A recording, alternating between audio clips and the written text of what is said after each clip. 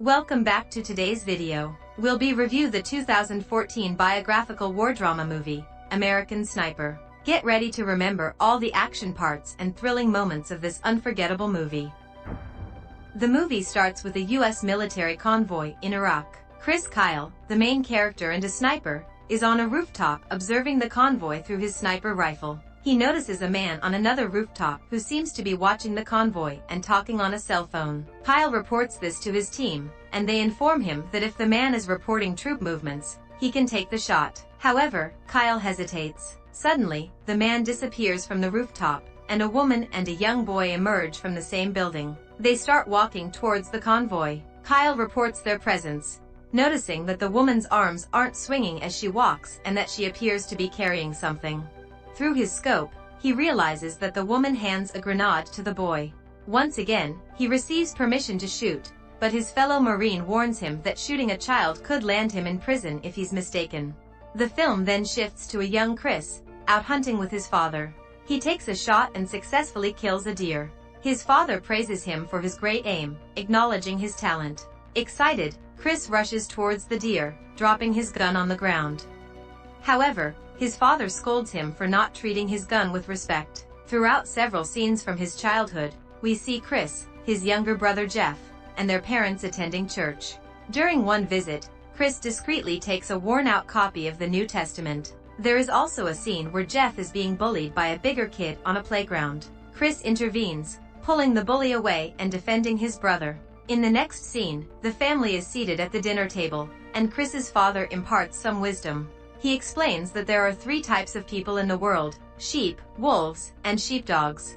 Sheep are those who don't believe evil exists, wolves are the predators who commit evil, and sheepdogs are the ones blessed with aggression and bravery to protect the world from evil. Years later, Chris is engaged in rodeo competitions with his younger brother, traveling together. One night, when he returns home, he discovers his girlfriend in bed with another man. Filled with anger, Chris confronts the man and forcefully removes him from the premises. He then turns to his girlfriend, who complains that he neglects her every weekend for rodeos, considering himself a cowboy when he's actually a failed farmer. As Chris and his brother watch TV, they witness news of a terrorist attack on U.S. embassies in Tanzania and Kenya. This infuriates Chris, and he feels a strong urge to protect his country. He visits a U.S. Navy office and speaks with a recruiter. The recruiter suggests that Chris might be interested in the SEAL program and hands him a pamphlet.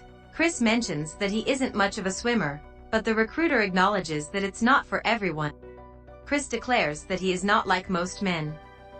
Chris undergoes demanding training, enduring exercises where he is blasted with a powerful hose while exercising and lying on the beach, allowing the cold surf to wash over him.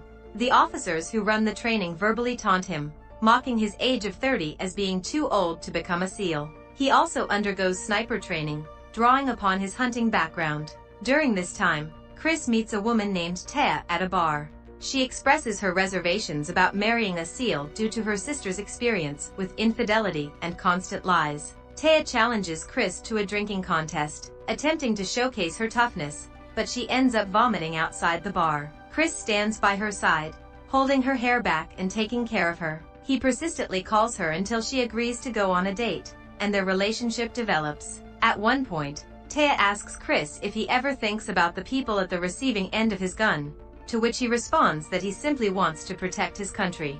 On their wedding day, Chris and his fellow SEALs receive news of their deployment to Iraq, which they celebrate. In the opening scene replay, Kyle observes the woman passing the grenade to the young boy, who then charges towards the convoy with the explosive in hand.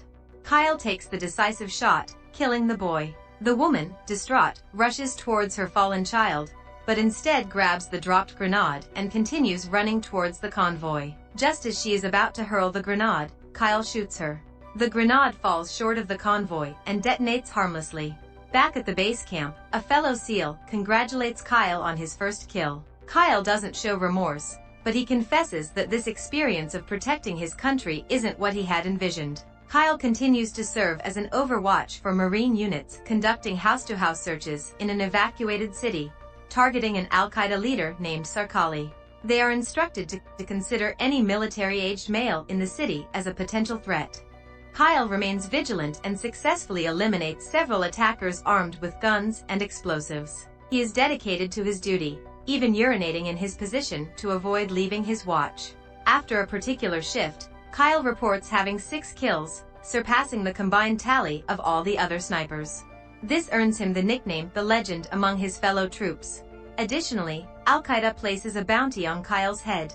During his time in service, Kyle learns about Mustafa, an Al-Qaeda sniper known for his exceptional marksmanship, having won a gold medal in the Olympics for shooting. Mustafa is renowned for making nearly impossible shots. Later, Kyle has conversations with his pregnant wife over the phone. She urges him to open up about his experiences, but he hesitates. They share moments of laughter, and she mentions putting together the crib alone. They express how much they miss each other. Kyle finds out that his younger brother is currently serving in Iraq as well. During one Overwatch mission, Kyle voices his frustration about being assigned to Overwatch instead of being on the ground with the troops conducting door-to-door searches. He believes his training makes him better equipped to protect them. Unable to bear it any longer, he abandons his Overwatch post and joins the Marines on the ground. They welcome him. During a house search, they encounter a family unwilling to evacuate. Kyle questions the man, aided by an interpreter, showing him a picture of Zarqali. The man mentions Zarqali's second-in-command, referred to as the Butcher, and offers information in exchange for money. Kyle promises to assist him. As they prepare to deliver the cash, Kyle calls his wife, who reveals they are expecting a baby boy. Overjoyed, Kyle's call is abruptly interrupted by an attack on their vehicle. In the chaos, Taya, his wife, listens in horror as gunfire and screams fill the line. Mustafa, the Al-Qaeda sniper, targets the men, and Kyle attempts to eliminate him but is pinned down. The Butcher discovers the man's betrayal and ruthlessly murders his son with a power drill, also shooting the man and issuing a warning to those cooperating with the U.S. military. Both the Butcher and Mustafa escape unharmed. Additional troops arrive, enabling Kyle and his team to escape safely.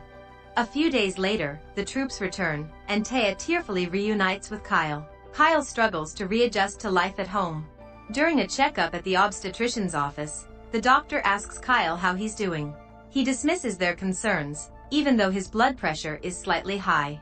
Taya and the doctor express deep concern for his well-being, but Kyle insists that he will take care of it.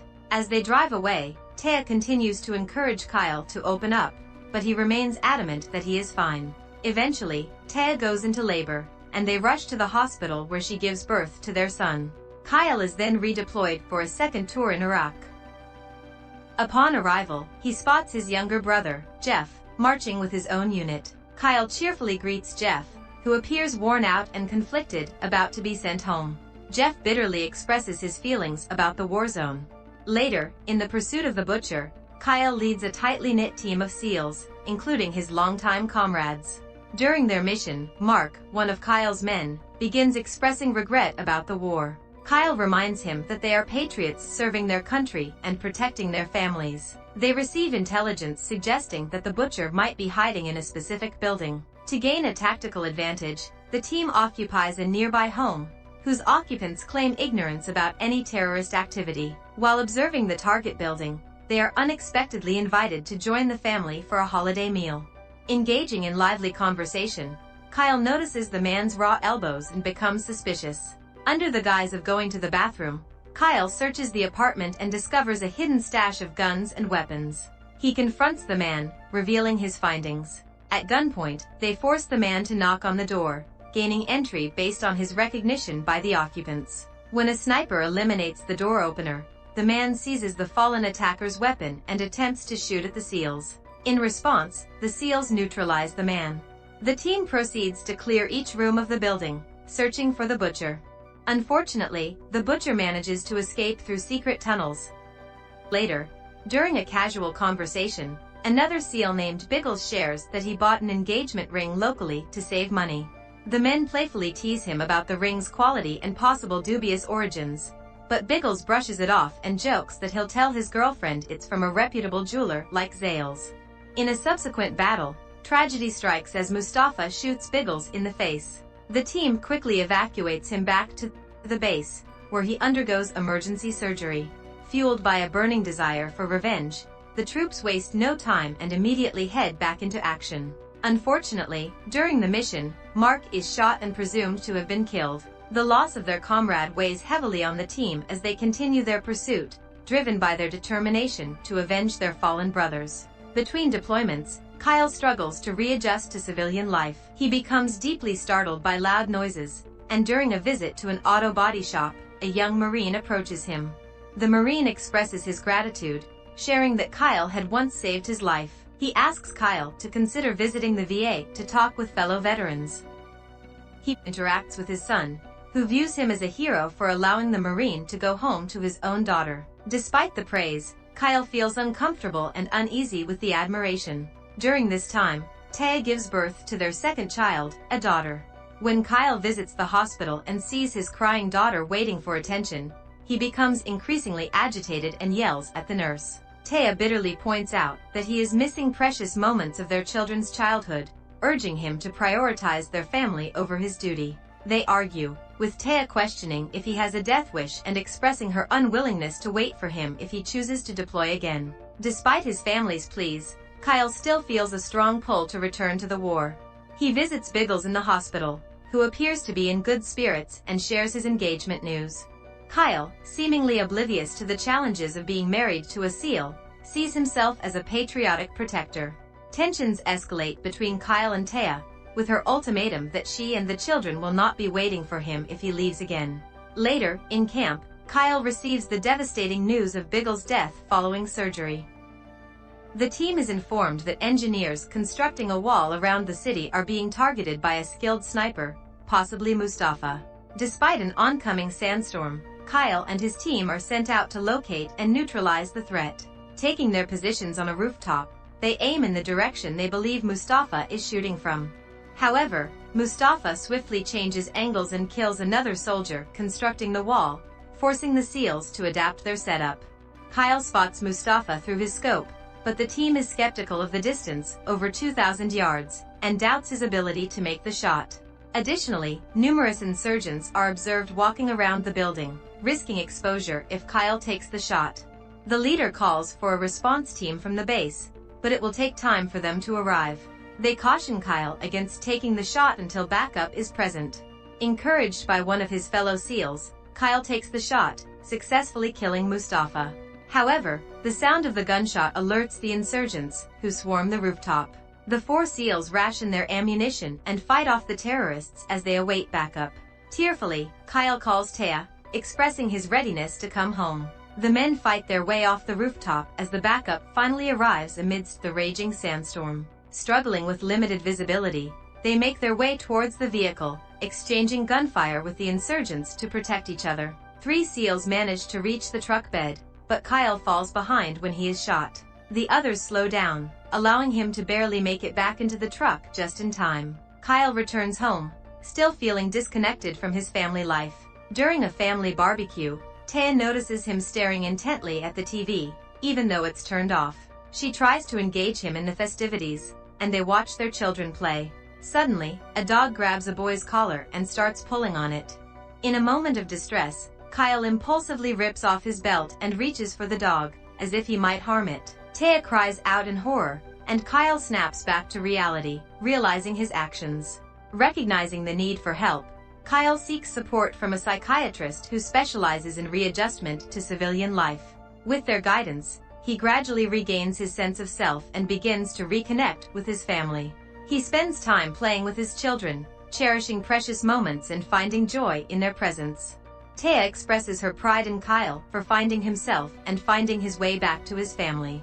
One day, a Marine's mother reaches out to Kyle, seeking his assistance for her struggling son, who has also returned from war. Kyle opens the door, and a troubled young man stands before him, waiting by his truck. Taya watches from inside the house as the door closes behind Kyle. The final credits reveal that tragically, the troubled young Marine ended up taking the lives of both Kyle and his friend while they were trying to offer their help. Thank you for watching this video. We hope you enjoyed it. Don't forget to subscribe to our channel for more exciting videos like this one. We'll see you in our next video.